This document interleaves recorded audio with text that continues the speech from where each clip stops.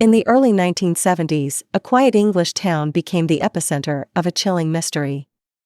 Two small stone heads were unearthed by children playing in their garden, a discovery that seemed innocent at first. But what followed were tales of paranormal terror, ghostly apparitions, and a sinister figure that defied explanation. Were these objects ancient artifacts tied to forgotten rituals, cursed relics imbued with malevolent energy, or simply an elaborate hoax?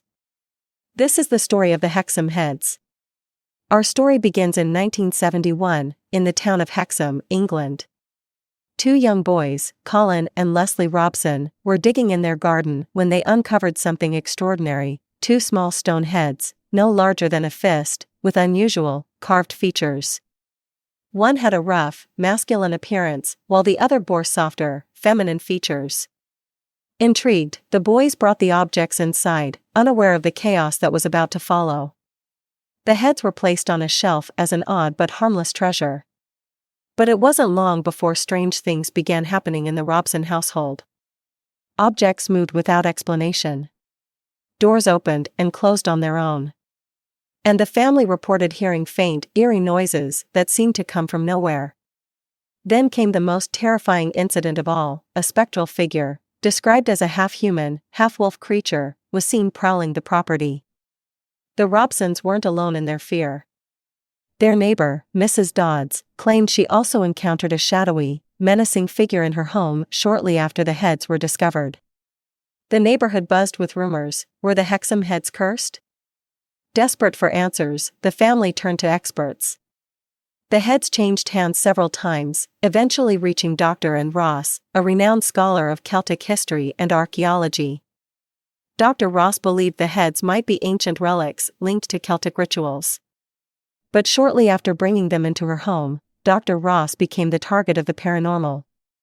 One night, Dr. Ross awoke to find a large, werewolf-like figure standing in the hallway outside her bedroom. Frozen in fear, she watched as the creature slowly disappeared into the darkness. Other members of her family also reported hearing strange sounds and seeing unexplainable phenomena. Dr. Ross became convinced that the heads were tied to something ancient and possibly dangerous. Theories surrounding the Hexham heads began to emerge. Some suggested they were Celtic charms used in ancient rituals, objects meant to summon spirits or protect sacred spaces. Others believed the heads were cursed, their energy unleashed after being disturbed. Paranormal enthusiasts speculated that the heads could be conduits for spiritual forces, attracting malevolent entities to anyone who possessed them. But not everyone was convinced.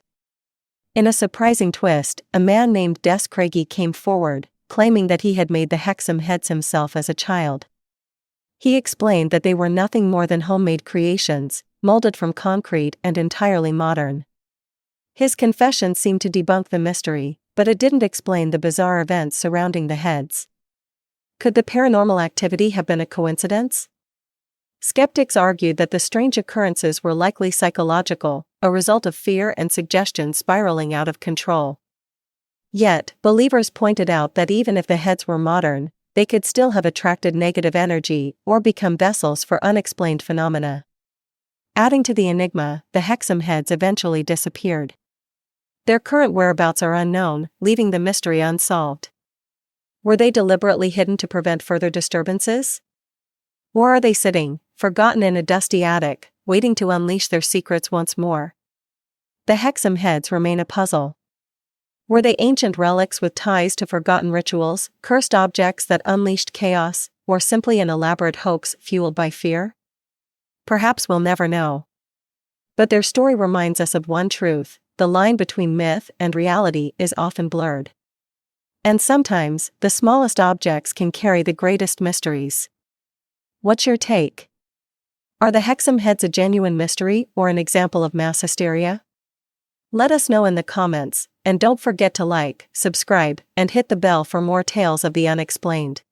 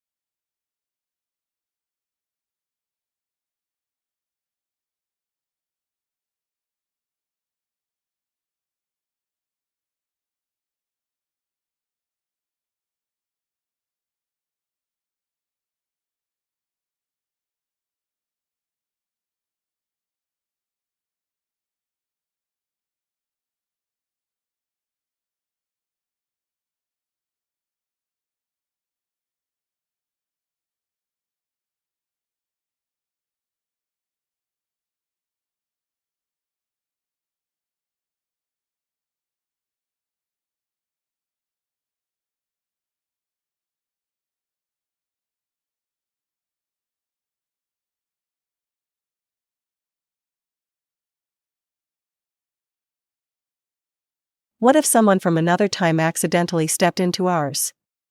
Could it be a hoax, a psychological anomaly, or something far more extraordinary? Today, we unravel the haunting story of the man from Lispeth and delve into one of the most perplexing time travel mysteries ever recorded. In the early 1900s, a man was found wandering the cobblestone streets of a small German town, visibly disoriented. Dressed in clothes centuries out of style, he claimed he was from a village called Lispeth, a place that no one could find on any map. The villagers were stunned by his dialect, an archaic form of German that even the oldest residents struggled to understand. His knowledge of local traditions was eerily specific but outdated, pointing to a time long past. His speech patterns and descriptions matched those from the 1500s, raising questions about how he could have known such intricate details. Was he an eccentric scholar, or was there something more at play? As word spread, local authorities took an interest. They questioned the man intensively, but his answers only deepened the mystery. He spoke of a thriving village with bustling markets and stone bridges. Yet no record of Lispeth existed in any archive. His descriptions were so vivid that some began to believe he truly came from another time. But skeptics pointed to possible mental illness or a fugue state, a rare psychological condition where individuals forget their identity and create an entirely new persona. Let's explore the possibilities. Could the man from Lispeth have been a time traveler? Modern physics suggests that time travel, while theoretically possible, would require immense energy and technology far beyond our reach. While time travel remains speculative, wormholes and space-time distortions are concepts in theoretical physics that might one day explain such phenomena. However, they require conditions not naturally found on Earth. Another possibility is that he was an expert in folklore and history, using his knowledge to fabricate an elaborate story. But if so, why? What could his motive have been? Could he have been suffering from a dissociative fugue or schizophrenia, creating an alternate reality to cope with trauma or stress? Experts weigh in on the psychological factors that might explain his behavior. The man from Lispeth isn't the only case of someone appearing out of time. In 1954, a man with a passport from the non-existent country of Taured appeared in Tokyo. In the 1800s, a young boy in Germany claimed to be from a distant, mythical land called Kaspar Hauser. These stories, though separated by time and geography, share eerie similarities. Could they all point to a phenomenon we don't yet understand? Throughout history, tales of time slips and mysterious strangers have permeated folklore. From Rip Van Winkle to the legends of the Green Children of Woolpit, cultures across the world have told stories of people displaced in time or space. These tales may serve as metaphors for cultural dislocation, societal change, or even the human fear of the unknown. But could they also be rooted in real events? Modern science continues to explore the boundaries of time and space. Could advancements in quantum mechanics one day provide evidence for phenomena like time slips? Or are these stories purely the result of human imagination? We already know that time can bend in extreme conditions, such as near a black hole. The real question is whether such distortions could occur on a smaller, human scale. Just as mysteriously as he appeared, the man from Lispeth vanished. Some say he was institutionalized, while others believe he fled the town. No records of his name or fate remain. Was he silenced by authorities? Did he return to his own time? Or was he simply an enigmatic figure lost to history? Now, it's your turn. Could the man from Lispeth be evidence of time travel, a psychological anomaly, or something else entirely? Share your theories in the comments as we unravel this enigma together. The man from Lispeth reminds us that history is full of mysteries, puzzles that challenge our understanding of time, reality, and human nature. Until next time, keep exploring, questioning, and seeking the unknown. 2 voices. 2 lives. 1 unsolvable mystery. The story of June and Jennifer Gibbons, the silent twins, is one of the most haunting tales of psychological intrigue and tragedy. Tonight, we unravel the enigma of a bond so powerful it defied logic, and so destructive it led to an untimely death. Who were June and Jennifer? How did their bond become both their strength and their curse? Over the next 3 hours, we'll explore their lives in meticulous detail, diving into their childhood, their secrets, their crimes, and the pact that would change everything. June and Jennifer Gibbons were born on April 11, 1963, in Barbados. The Gibbons family was a typical working-class family, but their journey to Wales in the late 1960s marked the beginning of their unique struggles. Life in Wales wasn't easy for the Gibbons family. As one of the few black families in a predominantly white community, they faced prejudice and exclusion. But for June and Jennifer, the isolation wasn't just external, it was internal, too. From an early age, the twins developed a secret language, an intricate, fast-paced mix of English and Bajan Creole, spoken in perfect unison. To outsiders, it was incomprehensible, but to the twins, it was a lifeline, a world where they were safe from judgment. The Gibbons twins' language was a fascinating form of cryptophagia, a phenomenon often seen in twins. It was likely a response to their isolation, a way to create a private world where only they belonged. But this private world came at a cost. Their teachers noted that the twins rarely spoke to anyone else. Their silence became their defining feature, earning them the nickname the Silent Twins. For June and Jennifer, the bond was everything, and everyone else was irrelevant. During their teenage years, the twins began keeping detailed diaries. These journals revealed a complex and disturbing relationship, one filled with love, envy, and an inescapable sense of entrapment. We have become fatal enemies in each other's eyes. We feel the irritating, deadly rays come out of our bodies, stinging each other. I say to myself, can I get rid of my own shadow? Impossible. Without my shadow, would I die?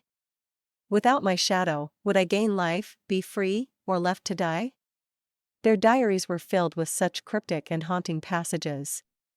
They painted a picture of two girls trapped in a psychological prison, unable to live with or without each other. As the twins grew older, their behavior turned darker. In their late teens, they began experimenting with crime. It started with petty theft and escalated to arson. The twins set fire to a local school, a crime that would ultimately lead to their arrest. During their trial, their silence persisted. The court deemed them a danger to society, sentencing them to Broadmoor, a high-security psychiatric hospital. What drove the silent twins to such extremes? Was their bond a blessing or a curse? Stay tuned as we uncover the next chapter of their lives, including their time in Broadmoor and the tragic event that changed everything. Imagine waking up to find an entire village, 600 people, gone. No signs of struggle, no farewells, just an ominous silence, broken by a cryptic message: there is no salvation. This isn't a story from a novel or a movie. It happened in 1923, in the quiet Brazilian village of Hor Verde. Over the next 3 hours, we'll explore every detail, every theory, and every chilling clue surrounding one of history's greatest unsolved mysteries. To understand the enigma, we must first step back in time and immerse ourselves in the life of Hor Verde. What kind of place was it? Who were its people? And why would an entire community disappear without a trace? In 1923, a group of travelers found Hor Verde in complete disarray. Doors were left ajar, meals half-eaten, and tools scattered as if dropped in haste. The scene was unnervingly ordinary yet profoundly unsettling. The only clue? A message scrawled on a blackboard inside the village school: there is no salvation. Who wrote it? Was it a warning or a final testament? When people abandon their homes suddenly, there's usually an external threat. But here, we find no evidence of such a threat, no bodies, no footprints, no signs of a fight. To unravel this mystery, we must first understand the world Hor Verde existed in. The 1920s in Brazil were marked by political instability, with rebellions and guerrilla movements shaping the nation's landscape. Could the villagers have been caught in the crossfire of a political conflict? For context, consider the Roanoke colony in North America, where settlers vanished, leaving only the cryptic word, Croton. Or the Anasazi people, who seemingly disappeared from the American Southwest. Are these cases connected by a common thread? Discuss Brazil's guerrilla warfare and potential forced evacuation. Analyze why no signs of violence were found. Explore possible threats like disease or famine. Question why belongings were left behind. Alien abduction theories, UFO sightings in Brazil. Curses and supernatural forces in Brazilian folklore. Investigate possible sinkholes or environmental calamities. Explain why the village infrastructure was untouched. The blackboard message, "There is no salvation," is as haunting as it is enigmatic. Was it a warning for future visitors or a desperate cry for help? Messages like this can reflect mass hysteria, religious fear, or symbolic resignation. In the absence of context, it's open to interpretation. The story of Hor Verde lives on in whispers and folklore, often cited as proof of supernatural forces or government conspiracies. Similar cases, such as the Dyatlov Pass incident in Russia, only deepen the intrigue. We asked our viewers to share their thoughts on Hor Verde. Here are some of the most compelling theories. Whether it was human intervention, natural disaster, or something far more sinister, the vanishing of Hor Verde remains a stark reminder of how mysteries can defy explanation. What do you believe happened? Leave your theories in the comments, and join us next time as we explore another unsolved enigma. Imagine a quiet, ordinary village suddenly falling silent. 600 souls, gone, without a trace. Doors left open, meals half-eaten, tools abandoned mid-use. The only clue to their fate?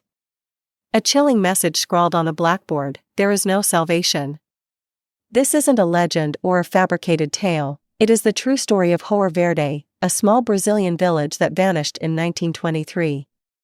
Before delving into the mystery, let us first understand what Hor Verde was, a tranquil community nestled in the heart of Brazil. Life here was simple.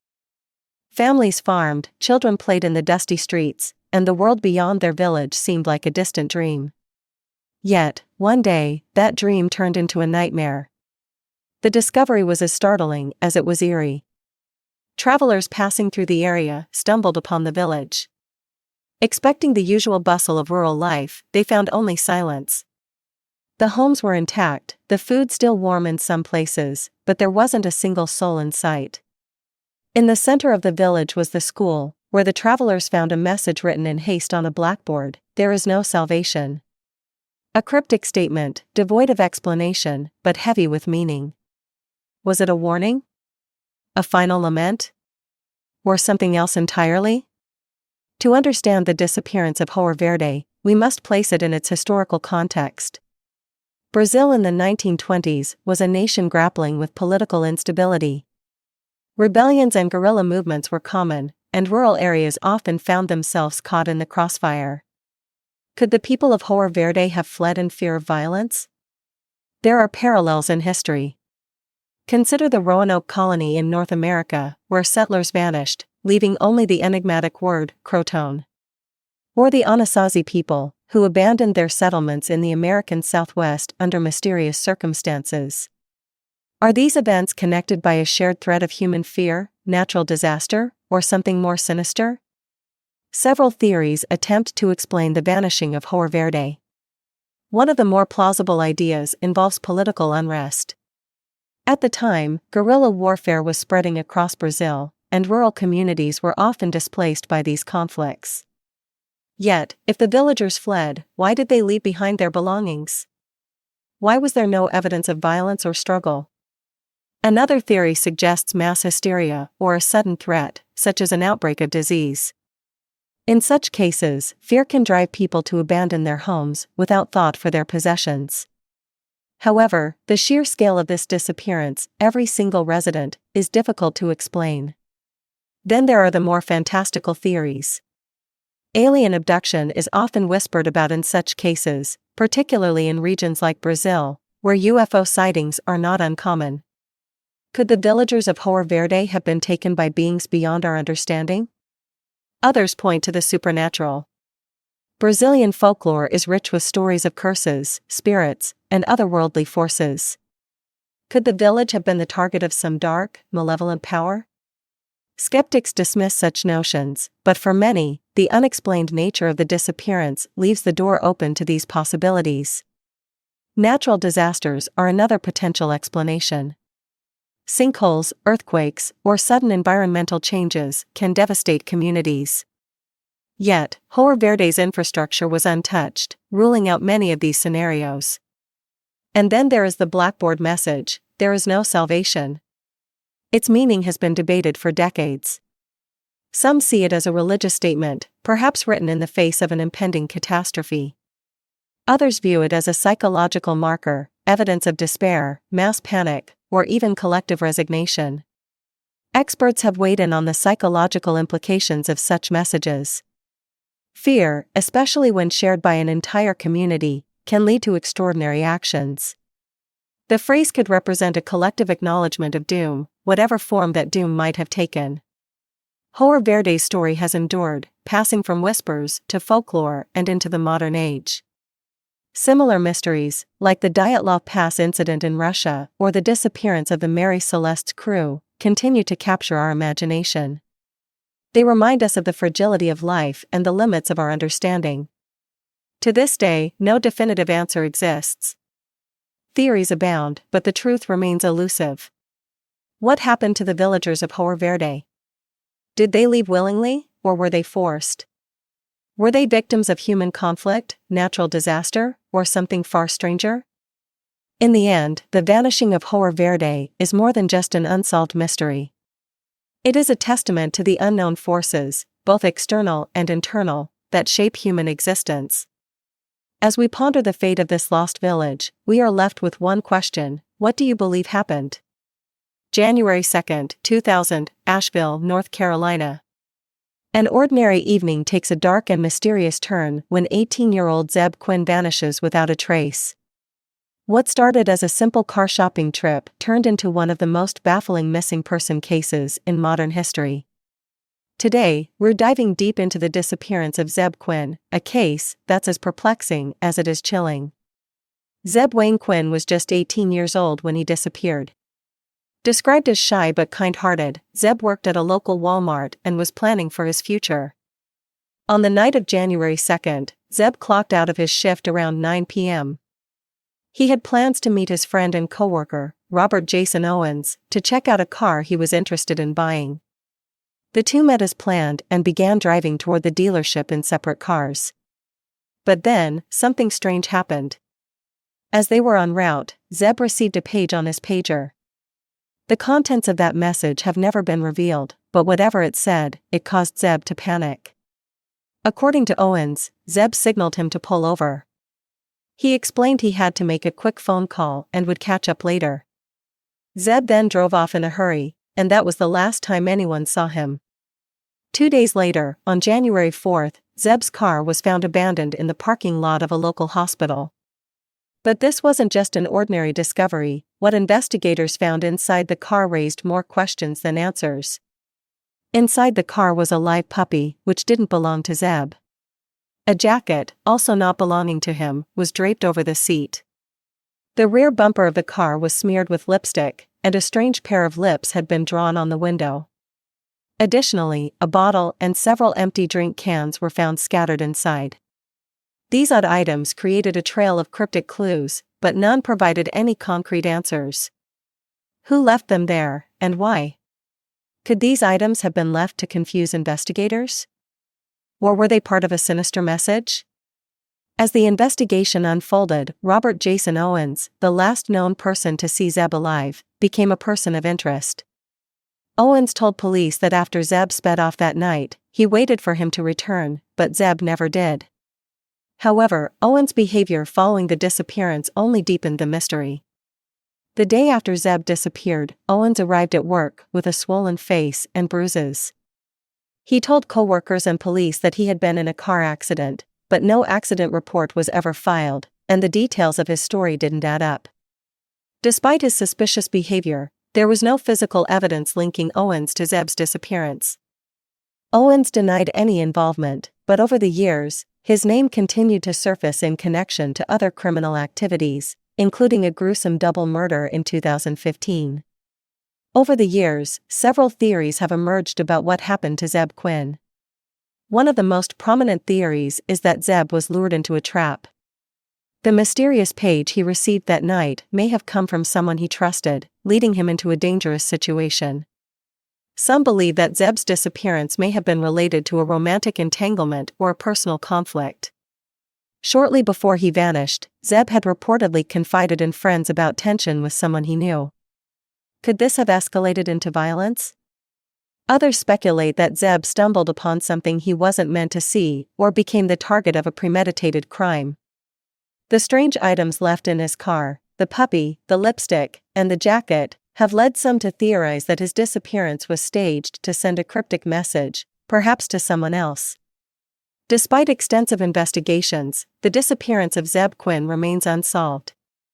For years, his family has searched for answers, holding on to the hope that one day, the truth will come to light. But with each passing year, the case grows colder. The questions remain: who sent that page?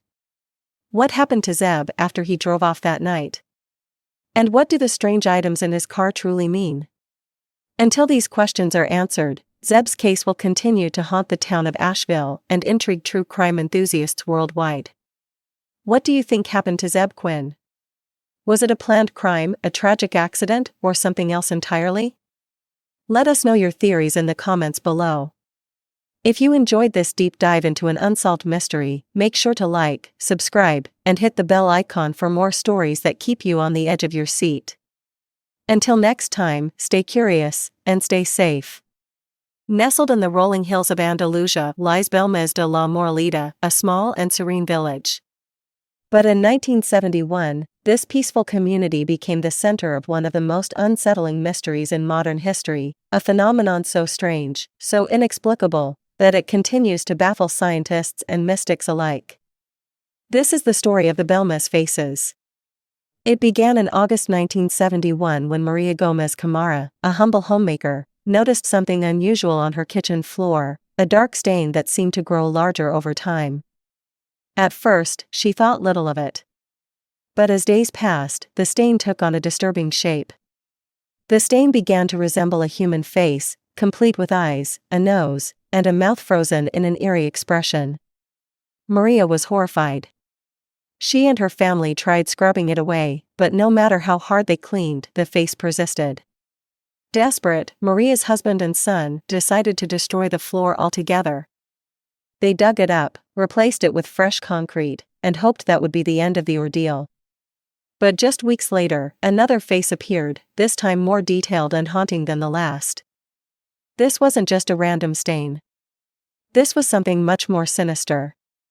Over time, more faces began to emerge, each distinct in its features and expressions. Some appeared sorrowful, others angry or pained. It was as if the house was alive. Word spread quickly through the small village. Soon, neighbors, priests, and journalists were crowding into Maria's home, all eager to see the faces for themselves. Reactions ranged from curiosity to outright fear. I couldn't believe my eyes. The faces were so clear, so human. It felt like they were watching me. Some believed the faces were a message from beyond, a warning or perhaps a cry for help. Others thought they were a curse brought upon the family. But no one could deny the eerie presence of these faces. As the phenomenon gained attention, so did the theories. Some believed the faces were the work of restless spirits. After all, the house was built on land that had once been a cemetery. Could the souls of the dead be trying to make contact with the living? Others had a more scientific explanation. They suggested the faces could be the result of pareidolia, a psychological phenomenon where the human brain sees familiar patterns, like faces, in random objects. But could pareidolia explain the level of detail and the persistence of these images? Curious and skeptical minds alike were drawn to the Gomez home. Paranormal investigators conducted seances, claiming to communicate with the spirits behind the faces. Some reported hearing faint voices, while others felt an unshakable presence in the house. Who are you? Why are you here? A faint, disembodied voice replies, we cannot leave. Whether these encounters were genuine or fabricated, they added another layer of mystery to an already baffling phenomenon. To uncover the truth, forensic scientists were brought in to analyze the floor. They took samples of the concrete, searching for evidence of paint, dye, or any artificial manipulation. The results were inconclusive. While no paint or pigments were found, the faces didn't seem to be the result of natural processes either. The mystery deepened. If this were a hoax, it's incredibly well done. But if it's not, then we're dealing with something we don't yet understand. For Maria Gomez Camara, this wasn't just a mystery, it was her reality. She lived in the house, surrounded by these faces, unable to escape their unyielding gaze. I don't know why this is happening. I pray every day for it to stop, but the faces keep coming. Maria's plight drew sympathy and skepticism in equal measure. Some accused her of orchestrating the phenomenon for fame, while others saw her as a victim of forces beyond her control. Even after Maria's death in 2004, the faces continued to appear.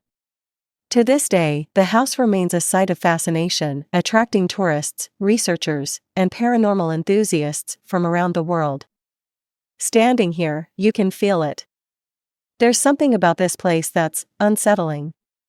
The Belmez faces have left an indelible mark on history, not just as a mystery, but as a reminder of how little we truly understand about the world around us. So, what are the Belmez faces? A supernatural phenomenon? A psychological trick? Or an elaborate hoax? Each theory has its merits and its flaws. But perhaps the true power of the Belmez faces lies not in solving the mystery, but in the questions they force us to ask. The Belmez faces remain one of the most compelling unsolved mysteries of our time. They challenge our perceptions, our beliefs, and our understanding of reality itself. What do you think? Are the Belmez faces a window into another world, or simply an illusion of our own making? Let us know your thoughts in the comments below, and don't forget to like, subscribe, and hit the notification bell for more journeys into the unexplained.